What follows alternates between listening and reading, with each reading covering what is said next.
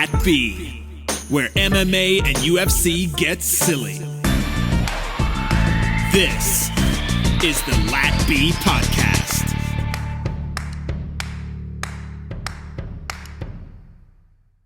Welcome back to Lat B MMA Podcast. As always, I'm your host, Emmanuel, here with the best co-host in the game, Cheney, living that quarantine life. We've been under a rock for a little while, but the light is at the end of the tunnel. How have you been under these hard times? I don't even believe Saturday is real until Saturday comes. I feel like we were so disheartened from our last breakdown that we just couldn't even come back. Like, we missed you guys. Absolutely. We know we took a week off, but hey, that was short. No, it was one because we did the crossing streams with the good MMA Marks boys. We didn't post it. Oh. Yeah, so a lot of our fans, just so you know, if you missed us, we went on MMA Marks and went on their podcast, and so we didn't do a show, and usually we release that for you guys, but then why would you go and listen to MMA Marks sometimes? So you should go check out that show over there and subscribe, and you can catch your favorite Lesbo and the Bean over there visiting. But you know what we're all here for. It has been almost 2 months. Everyone's itching for any type of sporting event, let alone the greatest sporting event of all time. We don't get Khabib versus Tony Ferguson. We get one a little bit almost as good. Tony Ferguson versus Gaethje, which, again, we have our own reservations about, but it's definitely a star-studded event. The fact that there's no other sports going on right now in the world, we've been saying it for a while, but I feel like now the media's starting to say it. Everybody's showing up. People are already looking for all sorts of content, trying to make money because it's the only game in town other than esports. Yeah, the dangerous thing, in my opinion, for MLB, NBA, whatever your preference, they do not want their fans falling in love with MMA. There's no going back. Once you go black, there's no going back. And I meant belts, people. I was talking about black belts. I totally agree. But I really just don't know how you watch anything else once you understand MMA. I'll still watch some boxing highlights, but it's pretty much dead to me. Yeah, you told me, a decade ago, and I was like, I don't get it. It seems so brittle. And the inner chess games. It's just two dummies beating each other up. Like, oh, wow. Right. I can barely do the UFC fights and understand combinations on the Xbox, much like if I was really getting punched and really had to move. So it's like, geez, these guys are next level. It is. And we're going to see the peak of that ingenuity in the main event for this pay-per-view. Everyone's going to be buying it and or streaming it. There's any which way you can find it. You got to get on. You got to fill up that DraftKings account. You got to fill up all of those sports betting accounts that you can because it is going to be the only game in town. And we have a 12-card bout starting. It's kind of crazy. Normally, this is a fight card for the hardcores. But because there's been no sports, this is the best introduction card for somebody just coming to MMA. This is everybody fight card. This is an everybody fight card. I love Tony Ferguson, but nobody knows who he is, and nobody sure as shit doesn't know who Justin Gaethje is. So for them to be headlining this, maybe, like you're saying, could be the biggest pay-per-view of all time. I think they should be a headline fight. I'm into it, but normally it wouldn't. It's not John Jones numbers. It's not Conor numbers. It's not even close. It's not even anywhere in the ballpark. But this, in my opinion, gives both these guys the opportunity to be in that ballpark.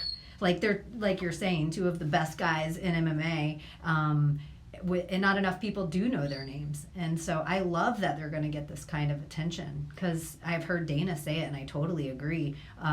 This is guaranteed violence. You know how we're like, what could go wrong with Ngannou versus Lewis? What could go wrong? We always predict these fights. It's going to be the best ever. It's going to be the best ever. And, they did, Romero Adesanya, perfect example. But this one, you can never guarantee it. You can guarantee it. We don't like to guarantee here at Lat B, but we are guaranteeing that this is going to be a fun fight. Yeah, I can't wait. So, 12 cards. We always start from the bottom to the top, and it's not going to change. This we went into with Didn't you want to MMA tell me marks. something about a Twitterverse thing? Oh, we would be able to get into it, but Luke Rockhold just punting little old crackheads or just coronavirus victims. He was walking his dog along the side of the street. A lady that looked homeless in her 30s, he said that she walked over to him trying to hawk a loogie at him, and he just reacted and teeped her right in the body. She flew in the air. He started calling her a thing. When she fell on the ground and sizzled like a vampire, like a piece of bacon, he just walked off kind of laughing. What a monster. What an absolute monster.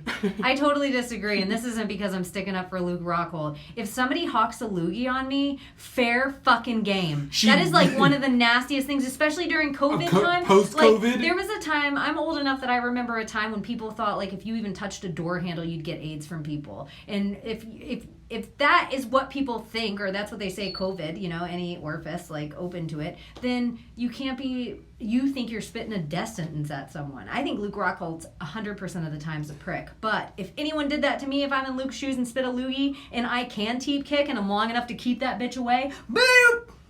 She started to hawk a loogie is what he said. So she was literally like at the curb, got up and started talking to him and just kind of being like, and he was like, what? Is it on video? No, he's like. So what about if he got up instead in her face, and the person in his face, and was like, like you're biased to the side of the story. Like it's like she was just talking to him and having a little gruff in her voice. I'm like, you said hawk a loogie. I just feel like if you're gonna hawk a loogie at me, you don't have to hit me with the loogie before I kick you. My goal is to kick you before I get hit with spit. It's like pumping a shotgun. Or doing the snot rocket at someone. So, I'm just thinking, though, if it's a crackhead, she ain't going to be above $115. She's already light as it comes. She flew 9 feet in the air. There's no way around that. Maybe he just stuck his leg out, though. He said he hit her with one of the hardest front kicks he's ever heard anyone. This fucking crackhead trying to come up to me and hawk a loogie on me, I teep kick this bitch right into the air. He said she flew I up just and feel just like fell on the ground and if I am quivered. Luke Rockhold, that's what I'm doing. Too. I just think this poor woman's like, I'm bleeding inside my chest. And he's just like, I'm out of here. He's just like, I'm gone. And then no one picked her up because it's COVID times. So either way, that was the fun Twitterverse story. No one would have picked her up anyway. Yeah, no one would have got her anyways. That's why she was out there. So fun American stories going on at Outlet B.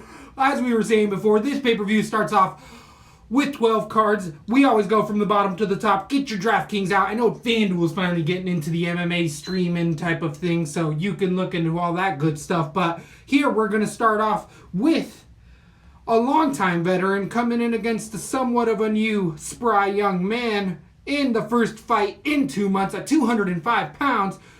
Somewhat short notice, about 3 weeks notice for either fighter. We have Ryan Spann coming in against Sam Alvey.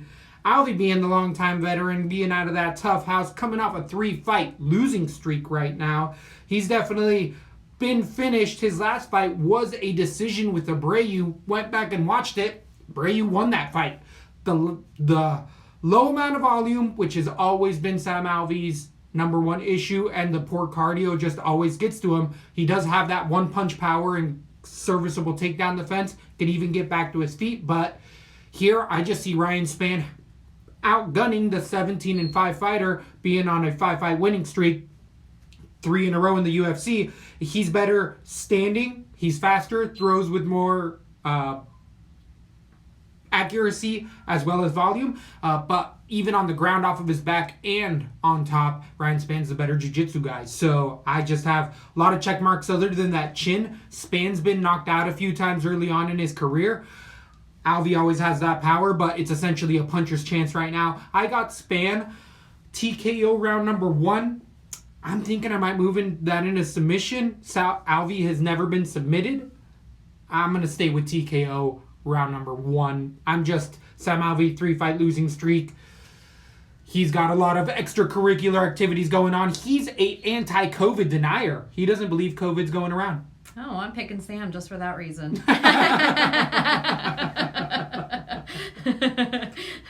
He's like the only one there. Like, I'm not wearing a mask. Yeah, I'm good. Whatever. No one will see the smile. Or does his mask have a big smile on it?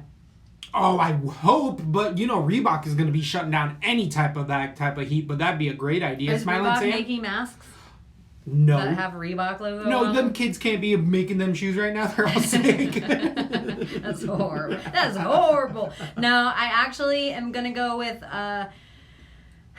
is this at 205? Or 185, 205. I'm going to go with Ryan Spann because I actually think he's heading up the division. Sam Alvey's a guy I'm surprised still there, and I think he's just collecting checks at this point. As we were saying with Marks, Sam Alvey's one of the few fighters that gets paid 100% regardless win, lose, or draw. So UFC could have him in there for a 5-fight losing streak. It doesn't matter to them. They're like, we're still only going to pay you $40,000. Or I kind of like your idea of submission. If Sam, I don't think he's going to go in and just throw in the towel. And the dangerous part with Sam Alvey is Ryan Spann is aggressive enough to pull out the Sam Alvey we like most. That when you get that one shot hit or quit of Sam Alvey, it's usually because the guy's like coming in forward so much. I just really liked the trajectory and everything I've seen from Ryan Spann right now, and I like him at this weight class, and I kind of feel like Sam Alvey's just doing it, like I'm saying, to collect checks. So I like your KO. I'm going to go with round 2, but that's more respect for Sam than anything, but I could easily see, I almost see round 1 more. But I don't want to get too high on Ryan Spann just because he's never really done that shit either. He's definitely gotten a few finishes in the UFC as of late. He is going to be...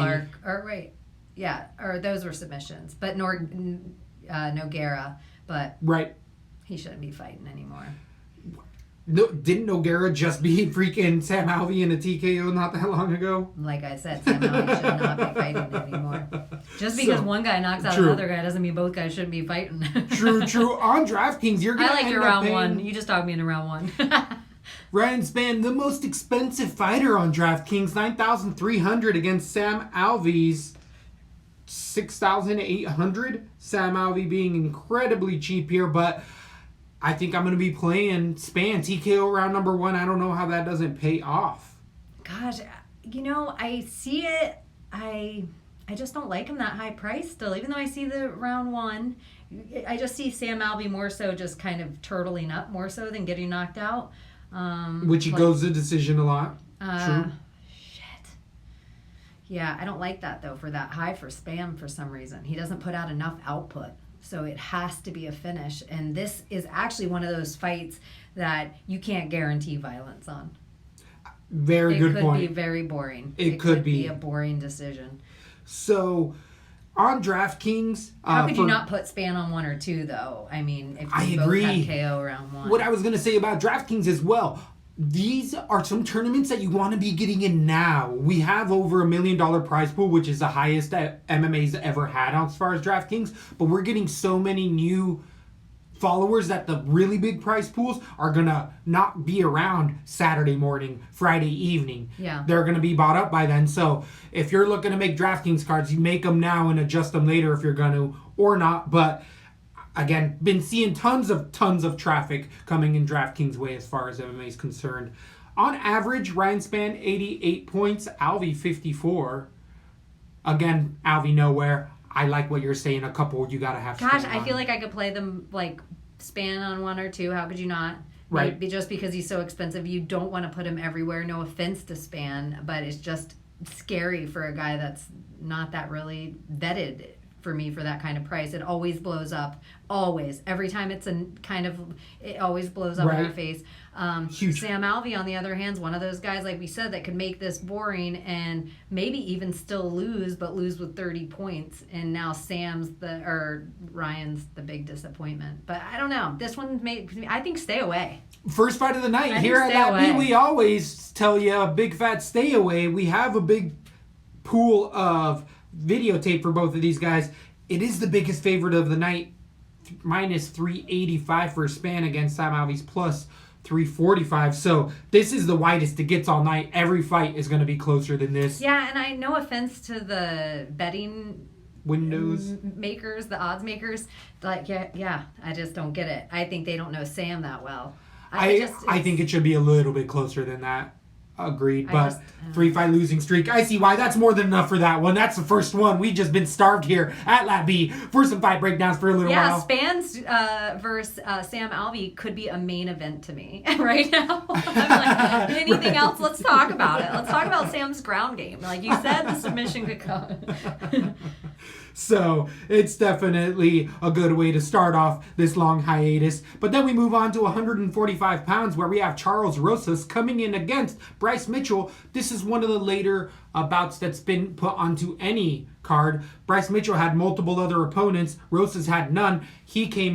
Rosa came in at the last second about 3 weeks ago as well and said he was willing to take it. The perfect 12-0, Bryce Mitchell, Thug Nasty, Squirrel King, Scrotum Ripper himself, comes in with the second twister of all time in the UFC 3-fight winning streak right now. That loss doesn't show on his record because it is, again, that tough house exhibition against Katona submission. So that's why he's perfect. But he's out of a small camp. He wants them camo shorts. You know what you get, wild-ass striking with an incredibly active ground game off of his back and on top. Bryce Mitchell hunts for the submission once he gets it down. He just doesn't have the best takedowns or the best striking to get there all the time. And he has looked really good, but it's only going to get a lot harder the further he goes up here. Matt Salis being his hardest opponent so far doesn't really speak so much to his record. Charles Rosa, Boston Strong, has been at ATT for a little while now. The 12-3 fighters lost 2 of those bouts in the UFC. Split decision to Yair. Beat Bochniak, also last coming off of a big underdog to Manny Bermudez, who came in overweight again, ended up submitting him off of his back with an armbar, losing to TKO to Burgos. Rosa doesn't have tons of power. Also on the ground, he likes to say, Rosa did recently at 145, he feels like he's the best ground fighter, even though he has been finished quickly. I don't know if I don't think he's ever been submitted, has Rosa. But the lack of power really ends up inhibiting what Rosa can do at times because he does eat a little bit of shots. But the American top team, he's win one, lose one for a while. He's supposed to be on a lose one now. I think there's a little too much hype coming in on Mitchell. I think this is a much closer fight than the line has it. I like Rosa's striking here. I think on the ground he can hold his own against Bryce Mitchell, and I think this goes to decision, but I really enjoy this fight. I think it can go into a lot of really fun areas. I want to go with Rosa, but the hype keeps keeping me on Bryce Mitchell here. I'm going to be really hesitant. I'm going to probably stay away from this one betting-wise. I think Rosa, it's a dog or pass play, but I'm going to pick Mitchell minus 150, the favorite, slight favorite here. This is a pretty close fight. It's a coin flip. I'm going with the favorite here. Who do you think is going to take this one and why? I got a decision for Mitchell.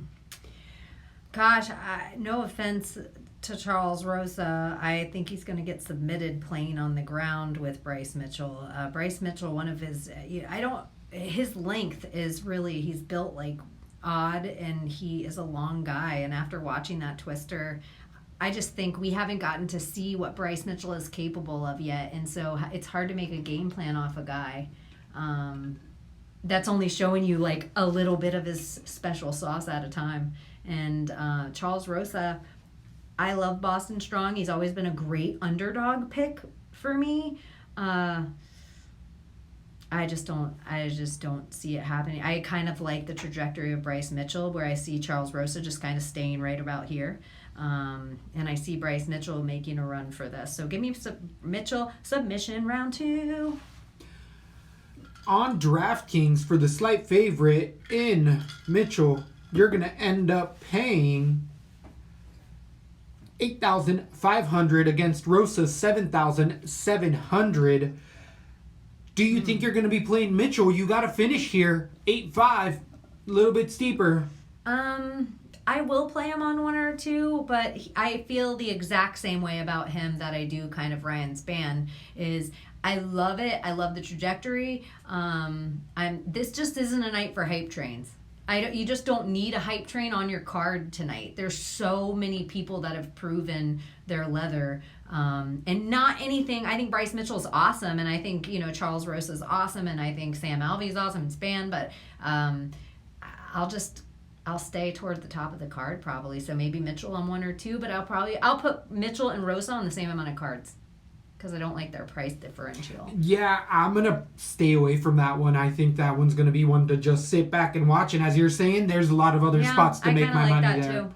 So one of those other spots is going to be Vicente Luque coming in against Nico Price. 2, as we were saying before, this one has been moved around multiple pay-per-views, multiple cards. They're willing to fight anywhere. Either of these guys, both Florida boys. We got the Armory Black Zillions Luque training with Usman and all those guys, and the American top team Price coming in with that unorthodox style. Darce choke ended up finishing the first one, and that was really set up by Luque's hands. The movement, just Luque's a much cleaner striker than Nico Price is, and that's still a fact now that it was 3 years ago when they last fought. Price has come off of a good winning streak, getting some unorthodox finishes, but Luque's also had some barn burners in there, and really, out of both fighters, I feel like Luque's been in the much worse wars. He's definitely shown a lot more. Barbarina again, fight of the year contender, but guys don't usually want to be in that category too often because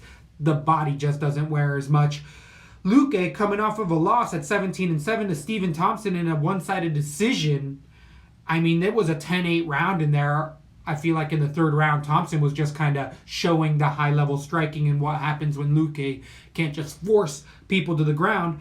Here, though, Nico Price doesn't ever care about going to the ground. He has abysmal takedown defense because he doesn't worry about getting put on his back. He likes to throw those hammer fists, kicks. He'll even throw a lot of triangles and stuff, but Luque's already done it once before, where I feel like Luque comes in with a ton of confidence here, knows that he's a by far better ground fighter and striker, and really it's the puncher's chance for Nico Price. I said it earlier with Sam Alvey, and I feel like Nico Price is in that same spot, except Nico Price can create and move forward in such a dramatic fashion that he does cause those openings where Sam Alvey sits back. Nico Price will get in your face and get knocked out. It's happened against Al Hassan as well as, who was the other guy in there?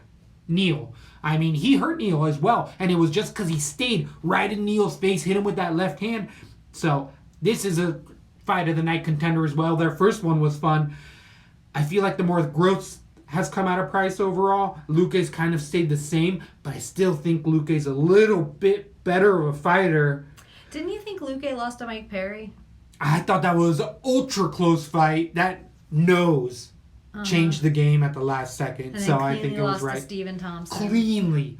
I got Nico Price TKO round number 2. You got Nico Price. I got Nico Price. So you had Luque. He's better. You know what? It's so funny that you say that because my head says Luque. Everything on paper with Luque, I even think he's an Ali Abdelaziz, my favorite manager. I think he's a disciple of that. We know he's at the Usman camp. I love all that stuff about Luque. You know what Luque doesn't have that Nico Price are? He lacks heart. He lacks... I've seen Luque quit in there.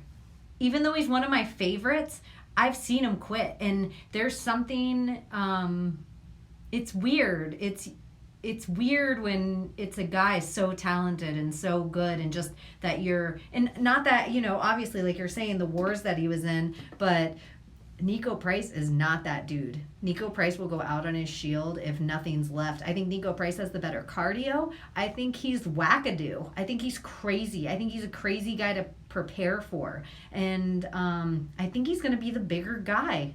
After standing next to Luque, I think Nico Price is... This is an emotional pick. It's close. So I don't know how heavy I'm going to go with it because it's total emotion. But I love Nico Price. I like his walk-in song. He's one of my favorite fighters. Yeah, the ground game of Luque is better, but I think attempting to get that is going to get him hurt. I think Nico Price is wacky, and I like your second round KO. I'm going to go KO on the third round for Nico Price because I think body and cardio are definitely going to wear up, but I do or add up, but I like Nico there. I know it's weird. It doesn't feel good. I don't know if I'll bet it heavy. I'm not super confident in it either, but it is a spot that I feel like this is one of those that I don't feel bad putting Luque on some, Price on some. Agreed. Because I do feel like this can be a high score as far as DraftKings. On DraftKings, this is going to be... I love both these fighters. Yeah. They're two of my favorites. I'm so surprised. I could put two of them both these guys are in my top 20 favorites, I think. Totally. And guys to watch out for in the future regardless. Yeah, it's so crazy. I don't even care. They're two of those guys that I see more likely to be BMFs than champions. Totally agree. I know what you're saying there. Yeah, I see they're going to be legends without the belt. Like hardcores they've both already been in enough wars to have mad respect. I don't know. Crazy. I almost feel like best advice, just going with what you said a little bit off the last fight, is maybe just enjoy the first three. Maybe just sit back and enjoy fighting again, not have any of your money involved. Just relax and enjoy those three. I'm taking a couple shots. My allowance has been saving up a little bit since not going out so much. Right? So it's like, I can get into a couple of these cards. It don't hurt that much. But on DraftKings, Vicente Luque minus 275 favorite, huge favorite as far as this card's concerned. 9,000 on DraftKings even. Nico Price 7,200 plus 245 underdog. Big underdog. This will be a heavy weigh-in look for me too. I think weigh-ins are gonna... this is some of the intangibles that we haven't even talked about with this post-COVID world. The UFC is officially renting out the entire hotel as to limit contact. It won't be open to the public. Well, I don't think any hotels are right now, are they? I think some are. I think they are, but limited capacity, 25% depending on the state. But either way, the UFC rented out all the rest of the rooms. But the weigh-ins are going to be different. Media screenings is going to be different. Apparently, the fighters are testing multiple times. And, by the way, USADA has said that, hey, guess what? All fighters agreed to mail in their urinalysis. So we're good, guys. It's just so you know. And USADA's like, okay, that'll work. Are you kidding me? And they're like, hey, babe, wake up, pee in this cup. Exactly! Exactly! They're like, Mr. Jones, you're pregnant. Thank you, I wasn't going to say exactly that. Oh, good. And you're going to be doing 6 more months, so you better get this fight in soon. Jeez. Unreal. So these are all intangibles that we have to think about. So, what's shittier? The fights being in Portland and Evil Twin gets to go and see them, or the fights being in Florida and no one gets to go see them? They're so close. They are so close. But even if we went and stood outside and we were like, Nico Price from Florida, he'd come up to us and be like, this crazy old hoax. You know, Sam Alley would. He'd be like, I don't believe in this. Sam!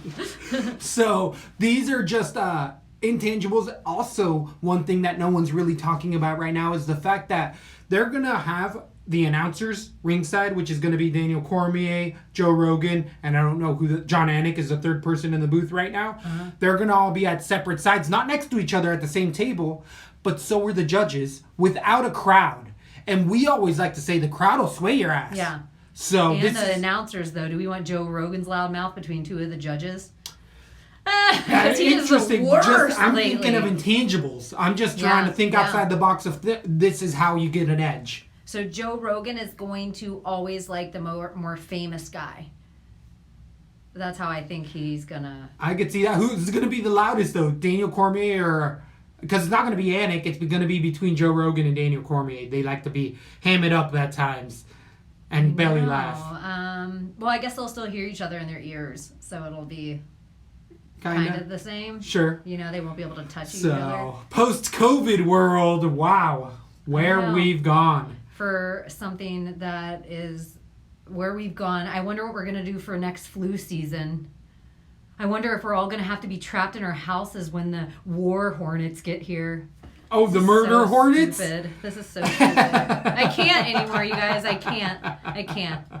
So, back to the fights. We get on with Rolando Jacare Souza coming in against Uriah Hall at 185 pounds. This is a 3-round in delight, with Uriah Hall being another good-sized underdog against a 40-year-old. Souza coming off a 2-fight losing streak, the 26-8 fighter. Jacare Souza's been a longtime fan favorite, but we watched him lose in Florida. Watch him get beat. We were the only ones cheering around us. Ones. Only ones, because we had money on Jack Hermanson. And as much as we love Jack, we're also telling you, Jacare's been fading for the last 3 years. Yeah. So yeah. It's not gotten any better, unless that USADA is turning the other way, which I hear they are right now. So interesting facts. But the last loss we had to Jan Blachowicz in a split decision where I didn't really see it being a split going back and watching that fight. Jan handled that fight wherever he really wanted to, and it was more Souza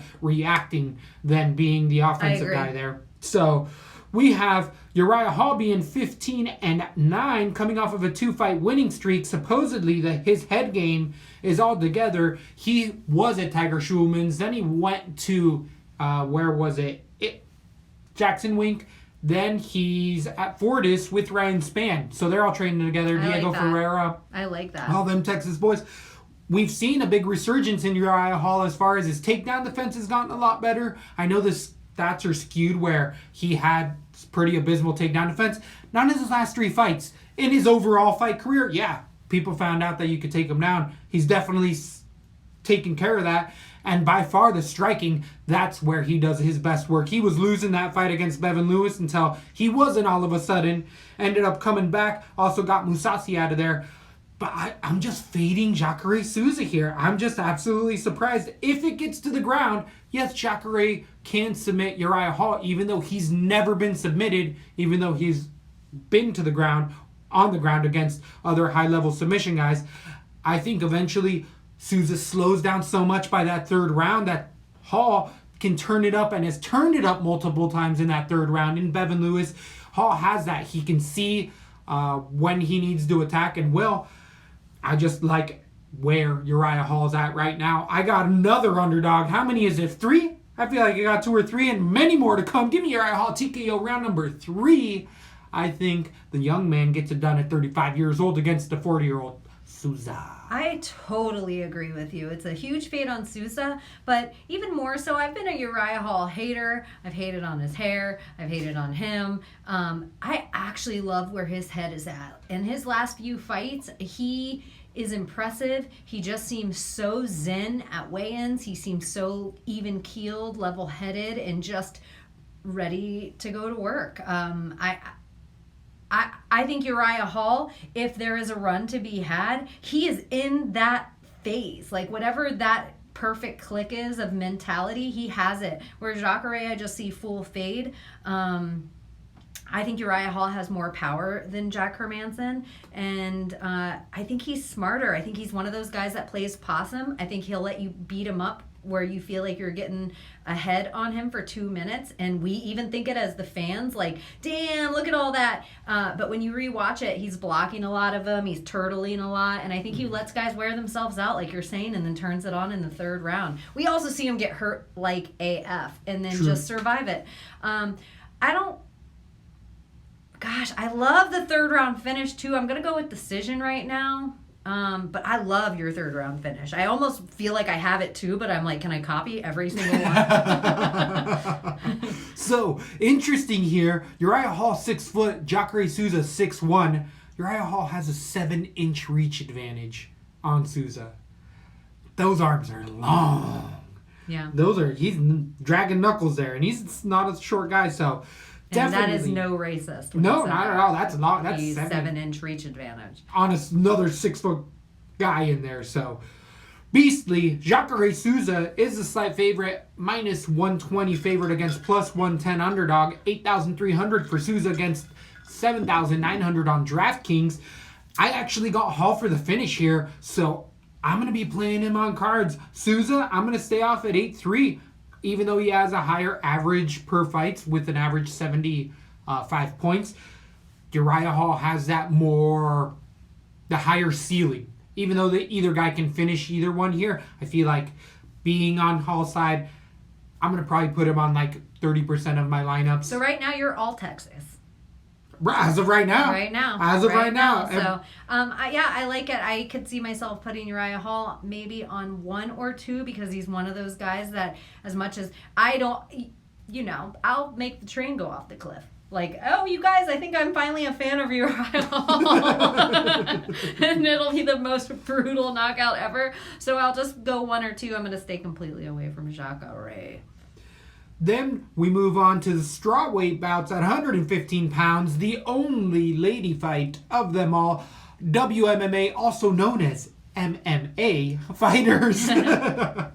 Carla Esparza versus Michelle Waterson. I've been on record saying that I think this is going to be the biggest snooze fest of the night. And it's not because they're ladies. We just saw the fight of the year with JJ versus freaking Yan in there. Not long ago. But here, Sparza versus Waterson, stylistically, it's a striker versus grappler. Waterson being the striker, being a Jackson Wing. The bomb champ is coming off of a loss to JJ, where we saw her get picked apart the entire fight. She didn't win a round in there. That is, though, Joanna Jędrzejczyk that did that damage, and Esparza is not that. If anything, Esparza has the same kind of memories, except Esparza was in a singlet, tapping the strikes, essentially leg kicks, because she just didn't know what was happening. Waterson at least gave a spirited bout. She didn't. But that was a different Carla Esparza. Very true. Very, very true. So here Waterson likes to throw a lot of kicks. She is undersized at 34 years old at 5'3". She is very small. She could be a 115er, but so is Esparza. Esparza has never really had to cut weight. That's why she could be the Cookie Monster at 5'1". These are just both really small ladies and could be that atom weight type of bout. Here, though, Esparza, I feel like out of both fighters, has grown dramatically more since the years they've both been in the UFC. Esparza's really gotten her striking together a lot better. It was a controversial majority decision versus Grasso in Mexico at altitude. Esparza's arm did dislocate. You remember that. Yeah. That was brutal. But hey, she gutted it out and ended up winning that decision, showing that savvy, understanding where she was in the fight. She was winning that with takedowns, as she does many of her fights. The reason I think it's going to be a little bit of a snooze fest is because if Carla Esparza gets her game plan going, it's crotch sniffing, takedown, rinse and repeat. And Waterson has proven that she can't get off of her back when she gets put on the ground. She's okay with allowing people to take her down. Didn't you have Michelle Waterson? No, I never did. No, I thought on the MMA March. No, I think it was the only one to pick Cookie Monster. Oh no, Cookie Monster. No, I've had Cookie Monster from the straight get-go. I'm actually surprised that she's the favorite in this fight, minus 160 against Waterson's plus 145. Really surprised. I would have thought Waterson being the fan favorite, having the more exposure and the higher level competition, people would just see it, but it's the fact that Waterson gives up. Competition at all. JJ, I guess that's the same as Carla Esparza. Yeah. She was a former champ, the first champ ever, Carla Esparza. I think... KK Herring. I think you hate Carla Esparza. I get it too. I feel like we used to not show her a lot of love, but like you're saying, her growth, it's weird to say somebody's grown after they've had the belt. Right. It's weird, but she was the first in the division from the Tough House. It was like ladies didn't know they were going to have to mix that much wrestling and ground into their game. But I think Carla, the reason the 115 is so depth, and the reason Rose is so awesome, and the reason all these other girls, maybe even Paige, maybe even have ground games, is because they were in the Tough House with Carla. I feel like, I don't know, Carla gets a lot of hate. Maybe it was the MMA marks that both picked Waterson. Yeah, I think you're right there. But yeah, I have Carla too. I think she can, I don't see a knockout. I just think it's a decision win, a comfortable 2 rounds. But the scary thing, like you're saying, is the fan favorite in Karate Hottie. And if we're not going to have any fans, is Joe Rogan's big mouth. Because I think Karate Hottie is the more popular. Like if we're in high school. 100%. She's the more popular girl. Cookie Monster's never gotten that love. Right. Never gotten it, so. Well, those Sports Illustrated shoots, not that the Karate Hottie hasn't had that, but she's also WME, gets some better photo shoots. Karate Hottie has Cookie Monster pictures. Or not, I mean... Cookie Monster has Cookie Monster pictures, like, that's her hot picture, so it's like... But she doesn't seem like that type of girl. I think Karate Hottie does really... Michelle Watterson does some really cute things with her daughter where they have been choreographing dances on Instagram. I like that.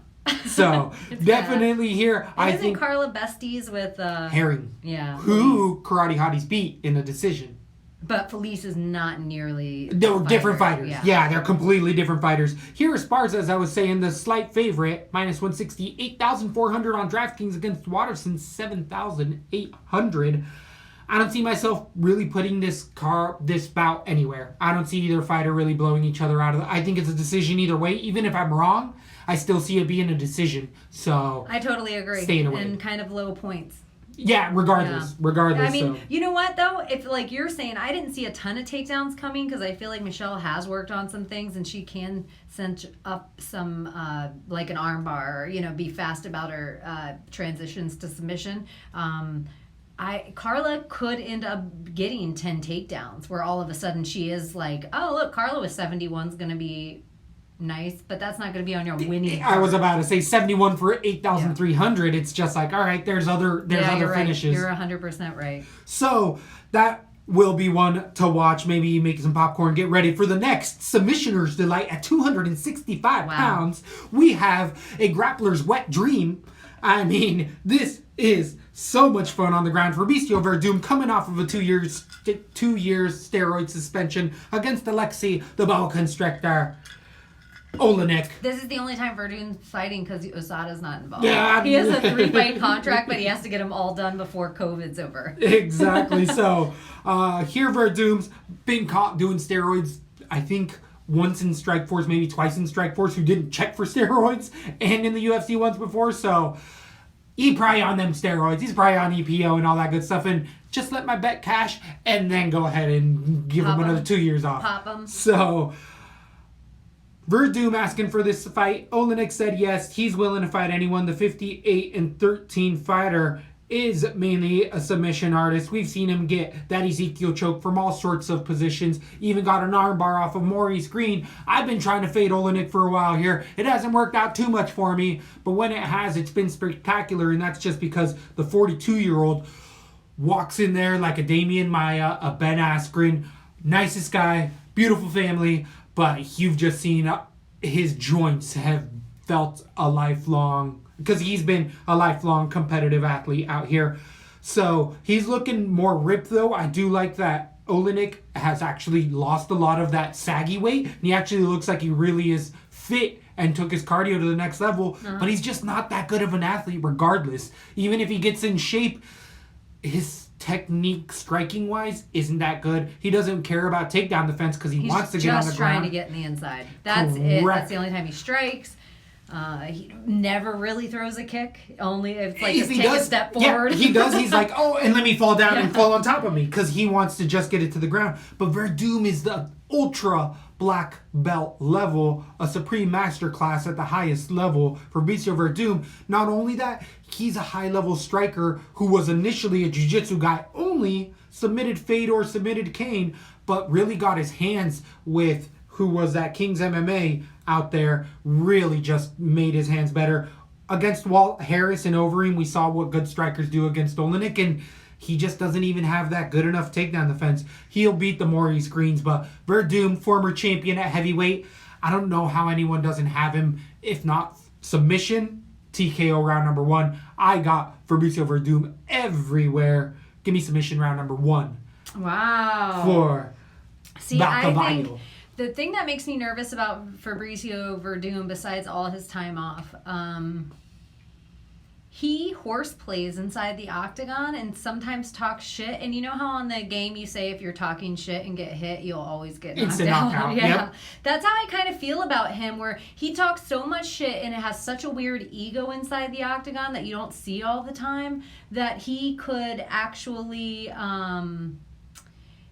get himself in really harm's way with Alexei Olenek, where I'm not as heavy on it as you are. I don't like the amount of time he's been out of the ring. Every time he has lost, in my opinion, it's because he started to talk shit and didn't take somebody seriously at a weird time. Alexei Olenek's always one of those guys that can snatch it up.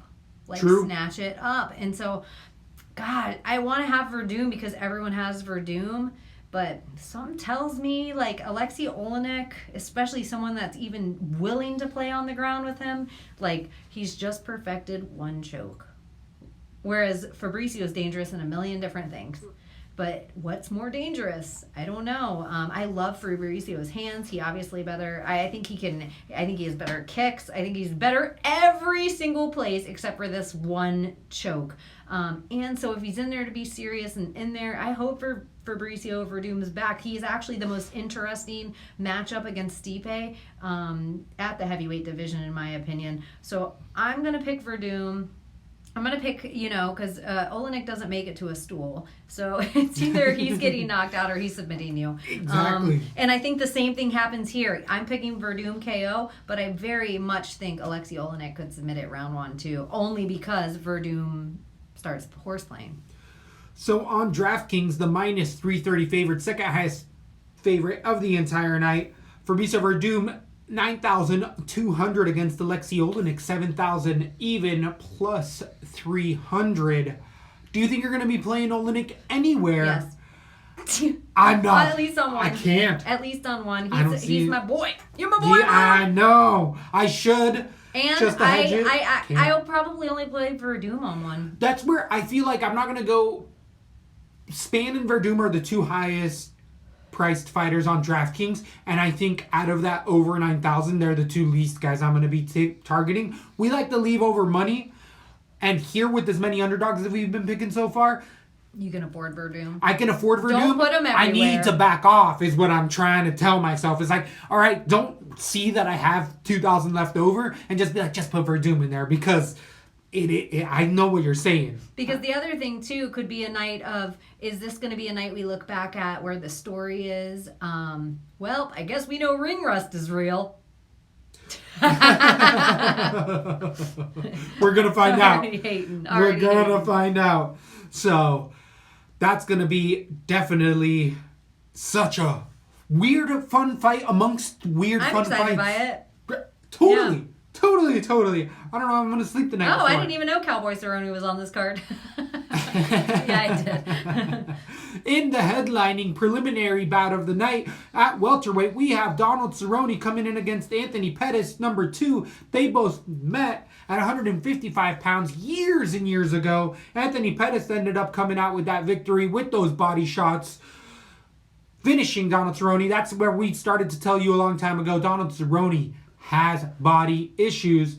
Definitely always been a little soft there. As of late, Cowboy Cerrone has lost 3 in a row to some high-level guys in there, but a lot of people questioning that heart. He's always been a little bit of a cerebral guy, and it's really accumulated as he's 37 years old. But Anthony Pettis is in that exact same boat. At 22-10, he's a guy who's openly talked about not being in the right headspace and not wanting to fight and giving up multiple fights because he broke his hand or he just didn't feel like fighting, and has had some amazing showcases but has been on the fair share of just like, I didn't feel like fighting. So first Wheaties guy, former champion. This is really interesting that it's up at 170. The 2-fight losing streak against Nate Diaz and Diego Ferreira 3 months ago. I think Pettis is just knocking him out as far as the volume. I don't know. I feel like he keeps getting broken, and that's what you need to do in there, but I don't know if Cowboy can do that anymore. He's always been a slow starter, and anybody who starts fast with Anthony Pettis did in their first fight, you can get Cerrone right out of there. But if you get into that second and third round, Cerrone comes on, and that's Pettis' worst rounds that he has. The body shot, that left kick is still open for Pettis. You got to think Cerrone's there. It's whether Cerrone shows up or not. He said he didn't show up for the McGregor fight. And if you can't get prepared for the biggest payday of your career regardless, how are you going to get ready for Cerrone or for Anthony Pettis with no crowd, with nothing around? Or does a no crowd play into it? I don't think he cares about payday. Cerrone? Yeah. Because he's in the leaderboards for most fights with Little Keaton Stevens, who's later on in the night. But I got Pettis TKO round 2. I could wake up, switch this at weigh-ins. I'm going to be heavy on weigh-ins for this to see what Cerrone looks like. But I got Pettis TKO round right now. I'm ultra tentative. This is really a coin flip for me. I don't know how you can be confident in either, guys. This is a bad fight for all the worst reasons, and it's because you can't gauge either one of these guys. You can't get a read on them. A just really weird thing about it is Cerrone gets better as the fight goes on. Anthony Pettis is also a guy that gets better as the fight goes on. He has no quit in him. I don't know about that. I think he quits a lot. He does quit, but it's like once it's look at the Wonder Boy Thompson. He got beat from pillar to post the whole entire time and then knocked him out in the last few seconds. Everybody's gonna hate when I say this. Donald Cerrone, in my opinion, should have retired a while ago, but because he knocked out Darren Till, was it the fight? Or Darren Till he knocked got him knocked out. He made Till. He made Till. There was something else before that. He finished a couple guys in there. Let's see here. Yeah, when was the last time Cerrone won? Alayaquinta, then the decision, and Alexander Hernandez with those knees to the body intercepting. Yeah, but Alex Hernandez is bunk. He's a never was. I think everyone sees kind of that Cerrone. I just think he's kind of over the hill. I friggin' love Donald Cerrone, but I don't want to see him fighting there anymore. I think Anthony Pettis is a guy past his prime, but I don't think he's necessarily a guy that doesn't have more miles on him. So I'm going to go with Pettis here. I don't like Donald in there anymore. After he had his nose smashed too bad. Yeah, it was the Till. Agree. Where he just doesn't. Connor ruined him with a shoulder. Yeah, straight. And it's not because I love Showtime, but in this fight I do. Give me Pettis by decision. This could be a good fight. This could be a really good fight. Actually, let both guys do what they do. But like you're saying, if he already knows, I think it's a body shot finish. It's a body shot finish. He did it once already. It would be hard to not think that he's like, dude, I could just kick the living shit out of this guy and it'll be fine. So, super tentative. As we're saying, we're both feeling around the outside here. And I like your round 2 over 3 because 3 is Donald's round to me. That's what I think too. It's exactly what I think. So I could see 1 and 2 for Pettis. 3, it's much more in Cerrone's favor. Minus 140. Favorite, Anthony Pettis, 8,200 on DraftKings, 8,000 for Donald Cerrone, even, plus 120 underdog. So a lot of people seeing it in Anthony Pettis' way. I think that 3-fight losing streak and the fact they've already fought once before.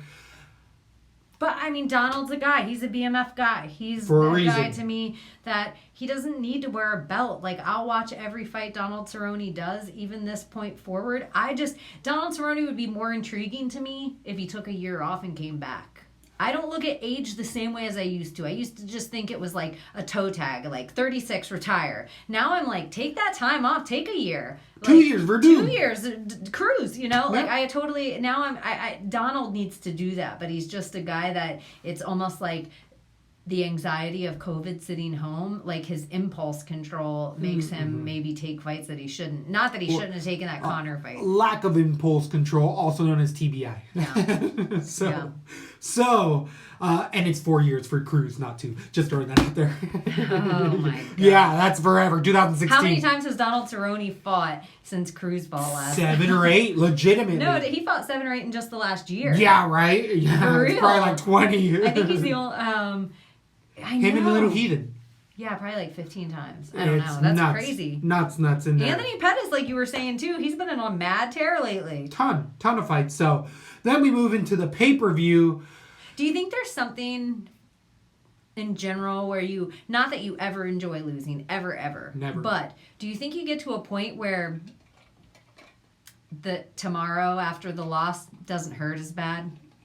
Like you get to a point where you win and lose, and then you go back to work the next day, and you try to make yourself better. And High-level collegiate wrestlers learn that you can't be undefeated and have 500 wrestling matches under your belt. It just doesn't happen. You're gonna lose the guys, and part of the sport is losing, gathering your shit back together, and getting the game plan together. But that's what teaches winning or learning. Right, teaches that mental fortitude of like, no, you don't just give it up. And these guys aren't quitters as much as we say they are because they're quitting in extreme situations. They go to any gym USA and they mop up everyone. Yeah, So, yeah.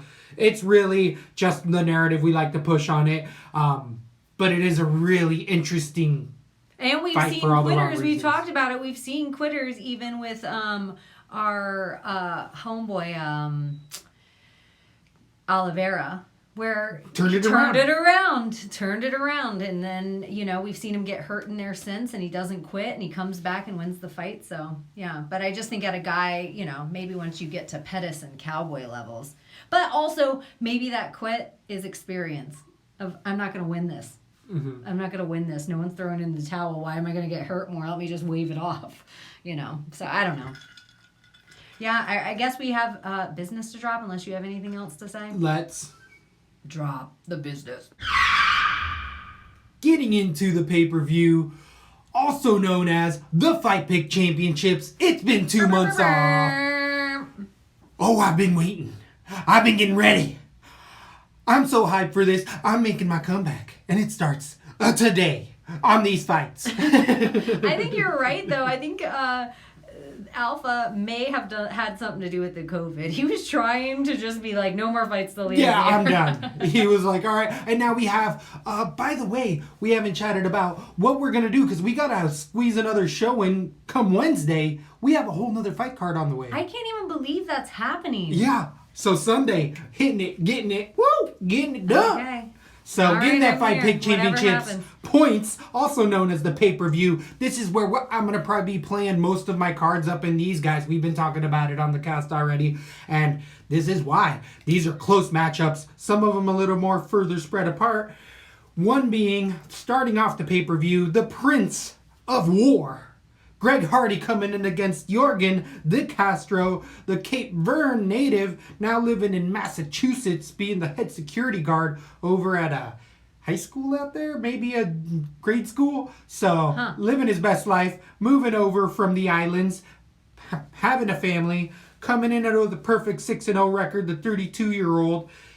Loves his leg kicks, sets him up well. I had him against Tafa. Ended up coming out all right. I also had some cash on him against Meeks, where he was a humongous underdog as a contender series. Those leg kicks really coming through. He has, I believe, 2 or 3 leg kick finishes, does De Castro. He's also gone to decision.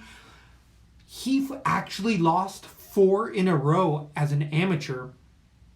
Won his revenge decision loss with a TKO, and then has gone on a finishing streak, becoming a pro. So he's turned a corner as well. Jorgen De Castro's hands he has good combinations. We haven't seen much of them because he really hurts those guys with them leg kicks. We haven't seen the highest level of competition. Greg Hardy, even though he's new football player, he's going to be the most experienced guy, high-level guy that De Castro's fought at this point. Definitely the most massive. De Castro looks like he's a Mark Hunt body type in there. He's not going to win an Arnold Classic any day soon. But Isn't it a smart move on the UFC to put Greg Hardy here? Absolutely. Just because there's so many new fans that are going to be tuning in that have never seen anything fight, and they're like, holy shit, that's Greg Hardy, the football player. Absolutely, and he's willing to fight. He did have a broken hand, though, being 5-2, getting some controversial losses with that knee on the ground to Crowder, and then last losing to Volkov, where he broke his hand in that first round, but still put it in a spirited showing against the veteran on short notice in Russia. So Greg Hardy, actually, I gained a lot of respect for watching his last fights. We've seen him fight a few times in Florida. A few times. I know. I didn't buy his shirt because his face was on the damn shirt. Yeah. So definitely seen a lot of growth in there, but he's fought some trash cans as well with that guy. Yeah. God, that was horrible. That he should have been beating more decisive. That everyone thought, oh, this is first round knockout. And then we'd be like, oh my God. Well, that guy that took one punch and fell over was like, what That was was that? fake. Yeah, that was exactly fake fight. news. So Fake news. here, I actually think that De Castro can keep it standing. People are saying De Castro hasn't shown the amount of length in fights, but he's gone to decision twice with fighters and had to fight off takedowns. I don't see Greg Hardy getting those takedowns in there, even though he's kind of shot once in there. He could get it. Whether De Castro gets back to his feet or not, that's going to be left out there. But I like the odds. I feel like he's a big underdog to Greg Hardy's hype train that has finally actually come to fruition in a loss for me. I just see Castro getting it dirty in there. Inhaler gate, I don't know if that swings me. I don't know if I keep trying to fade Hardy. I worked last time on Volkov. Give me De Castro, a huge underdog. And De Castro are in totally different... Yeah, top 5 and against a nobody. Somebody who's not fought. I'm going with Greg Hardy. Will Greg Hardy win a decision? That seems crazy. He seems like he has a far bigger reach. I haven't expanded my tail of my tape. He does have a 6.5-inch reach advantage over De Castro. Gosh, I just think he's going to be such a massive guy. 5'11". Gosh, they both weigh the same, so De Castro does have that fat body.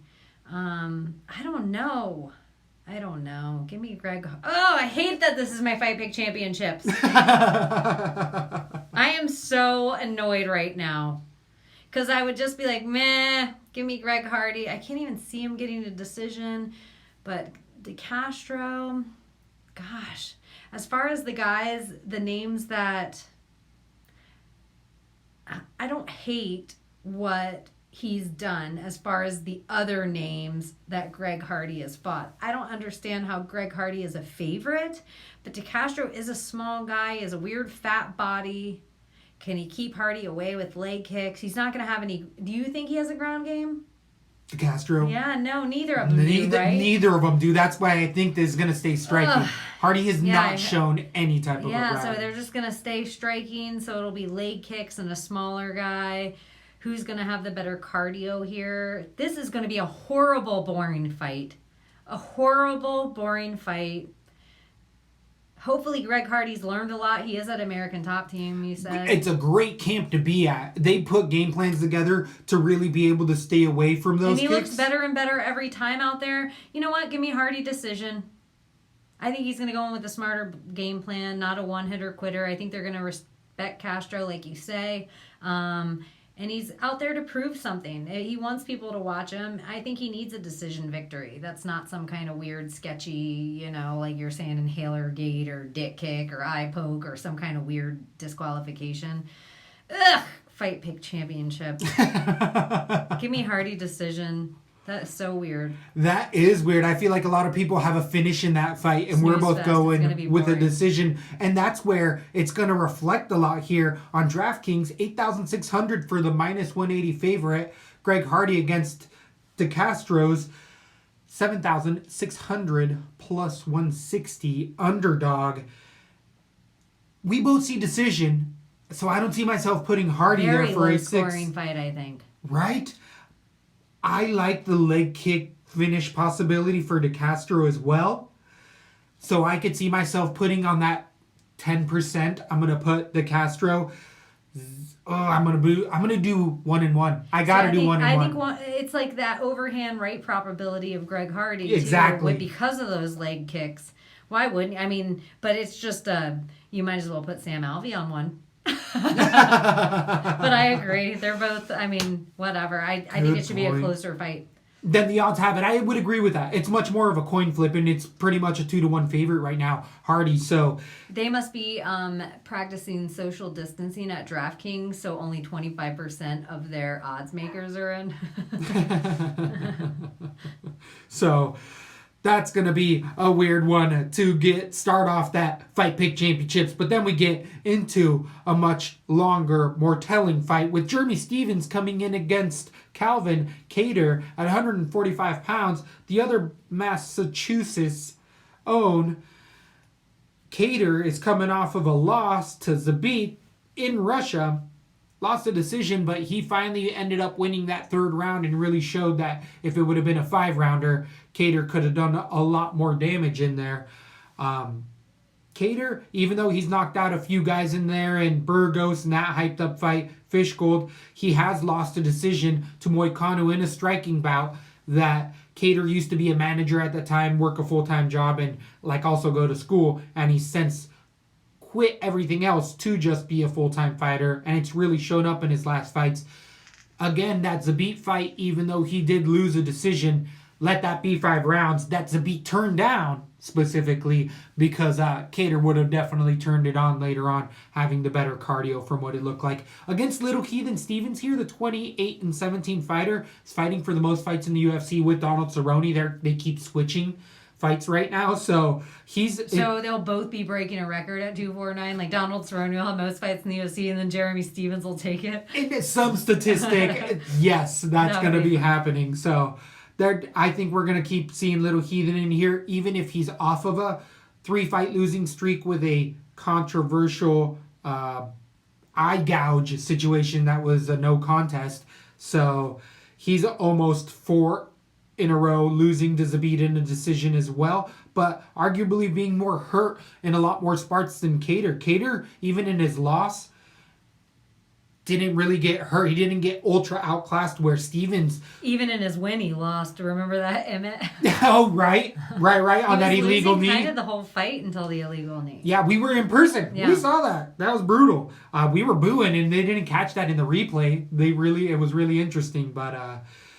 Either way, they'll probably show that finish a lot when they show Little Heathen. To hype it up, to show the knockout artist that Little Heathen is. But if he doesn't land that overhand right, that's pretty much it. Little Heathen gets outstruck by a lot of fighters here. I think he's been figured out. He hasn't adapted. Even though he's at Alliance, he's Dominic Cruz's #1 training partner. Little Heathen hasn't done anything but kept his cardio up really high and been able to take a really solid punch. I think a lot of people, as have I, are more thinking that Kattar has granite hands, and Zabit showed that he doesn't necessarily have that. I think Little Heathens can keep standing the whole time, but I do think Kattar really gets it going, especially in that second and third round. The jab on Kattar is just ultra crisp, followed up with that beautiful right.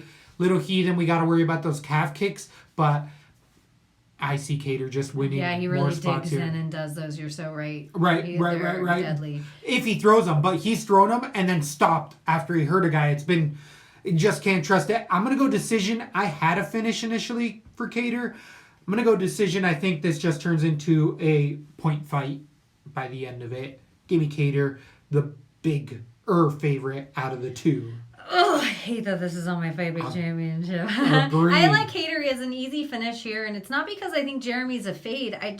He's at this, they're just crossing each other on the ladder. Jeremy's kind of at this stagnant point, and he's lost who he's going to lose against, and a lot of friggin' guys in the UFC are not going to be able to get past him. But Calvin Kattar can, and he's just putting everything together beautifully. He's a really well-rounded fighter, and I like everything that he's coming with in the UFC. Like you said, I love his hand combinations. I think he has the better hands here. Jeremy Stevens commits so much, and we never see him we've seen him be worn out by the third, and Calvin Kattar is just going to be turning it on by then. I like Kattar for a third finish. I think he can figure out Jeremy Stevens. Jeremy Stevens has a soft body, but he also gets that Cody Garbrandt passion. If you want to ask me of another thing, I think you go all Texas, no Lions. Interesting. I think you stay away from the Alliance gym on this fight card. So all Alliance, no Alliance. I would say no Lions. I don't think you're necessarily wrong in that. I think no Lions. I don't think you're. So I'm going Kattar, Qatar, KO round 3. Definitely going to be a fun one, I can even though. move it up to 2. But, yeah, I'm kind of fading Jeremy. I think he gets too passionate.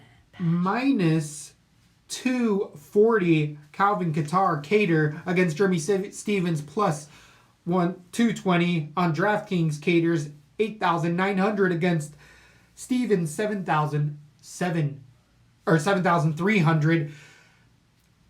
That's a little more expensive for my decision in Kattar. You have the finish, so he could definitely pay it out with a lot of strikes and a couple knockdowns in there. What's their average points? Kattar seems like he throws a lot of hands. 76 points. That's not bad for against me. Jeremy Stevens' 53 average points. That's not bad for me.